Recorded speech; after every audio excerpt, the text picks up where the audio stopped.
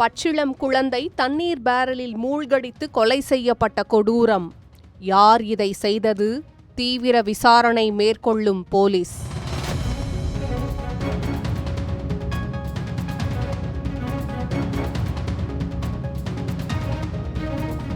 தர்மபுரி மாவட்டம் காரிமங்கலம் அருகே பிறந்து 21 நாட்களே ஆன பச்சிளம் குழந்தை தண்ணீர் பேரலில் மூழ்கடிக்கப்பட்டு உயிரிழந்த சம்பவம் பெரும் அதிர்ச்சியை ஏற்படுத்தியுள்ளது. காரிமங்கலம் அருகே மோத்தூர் கிராமத்தை சேர்ந்த கூலி தொழிலாளி நாகமணி முனியம்மாள் தம்பதியினருக்கு ஏற்கனவே பெண் குழந்தை உள்ள நிலையில் கடந்த 28ஆம் தேதி தர்மபுரி அரசு மருத்துவக் கல்லூரி மருத்துவமனையில் 2வது ஆண் குழந்தை பிறந்துள்ளது. பிரசவத்திற்கு பின்னர் முனியம்மாள் தனது தாய் வீட்டில் குழந்தையுடன் தங்கியிருந்ததாக கூறப்படுகிறது. இதனிடையே மோத்தூர் கிராமத்தில் கோவில் திருவிழா நடைபெற்றதால் நாகமணி அங்கு சென்றுள்ளார். இந்நிலையில் வீட்டின் வெளியே உள்ள தாழ்வாரத்தில் பச்சிளம் குழந்தையை படுக்க வைத்துவிட்டு முனியம்மாள் கழிவறைக்கு சென்றுள்ளார். சிறிது நேரம் கழித்து திரும்பி வந்து பார்த்தபோது குழந்தையை காணாததால் அதிர்ச்சி அடைந்த அவர் அக்கம் பக்கத்தினரிடம் விசாரித்துள்ளார். பின்னர் வீட்டின் வாசலில் வைக்கப்பட்டிருந்த தண்ணீர் பேரலில் குழந்தை இருப்பதைக் கண்டு அதிர்ச்சி அடைந்த அவர்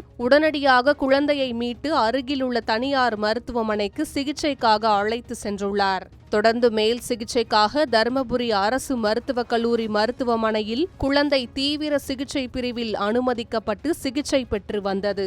இந்நிலையில் இன்று சிகிச்சை பலனின்றி பச்சிளம் குழந்தை பரிதாபமாக உயிரிழந்தது.